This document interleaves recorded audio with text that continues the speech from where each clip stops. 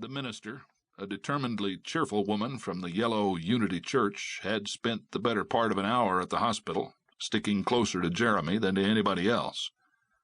Now she had gone off to Lithia Park to make sure all the guests knew the wedding had been cancelled due to the lack of a bride rather than lack of interest. I saw Alex turn toward me, her eyes questioning, but I ignored her.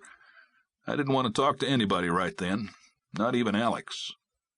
In my case, misery most definitely does not love company. Coward that I am, when she started toward me, I abandoned the bench and beat it down the hill. For what seemed like hours, I wandered aimlessly through Ashland's boiling midday heat, thinking about the unlikely chain of events that had conspired to bring us all here together.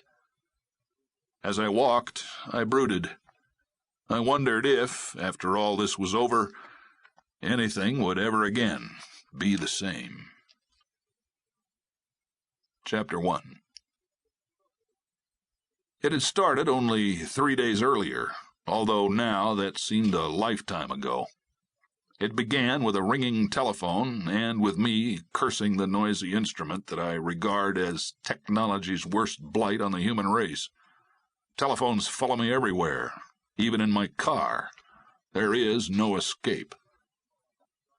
The blaring phone jarred me to my senses sometime around 7 o'clock on a drizzly Saturday morning toward the end of June.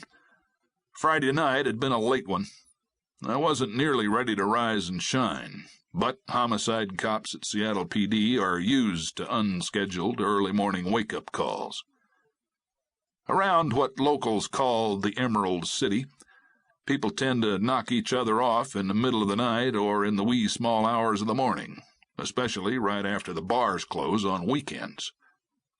If the workload gets too heavy for the regular night duty squad to handle, they start calling for reinforcements. Being off-duty doesn't mean you're home free. When your name comes up on the rotation, you're called, and you go in, regardless of what you may or may not have been doing the night before. Having a personal life is no excuse.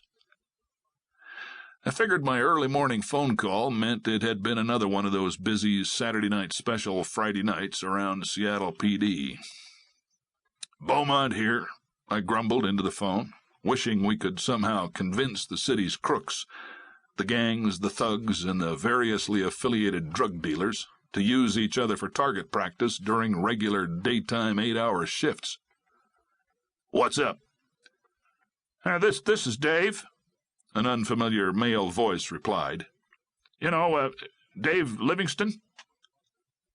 I was still muffled in a warm, sleep-induced cocoon, and this joker had me stumped.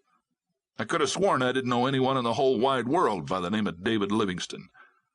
The telephone must have passed along my blank silence, because a moment later good old Dave gave me a helpful hint. "You may not remember, but we met once a while ago down in Wickenburg, Arizona. I don't think we were ever properly introduced."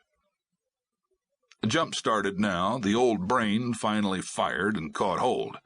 Of course. That Dave Livingston. My ex-wife's second husband. No wonder I didn't recognize him. I sat up a little straighter in bed.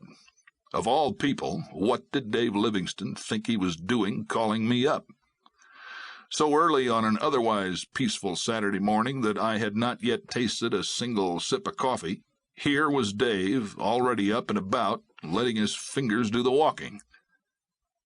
In a universe full of complicated matrimonial merry-go-rounds, second husbands don't often reach out and touch first husbands. By telephone, that is.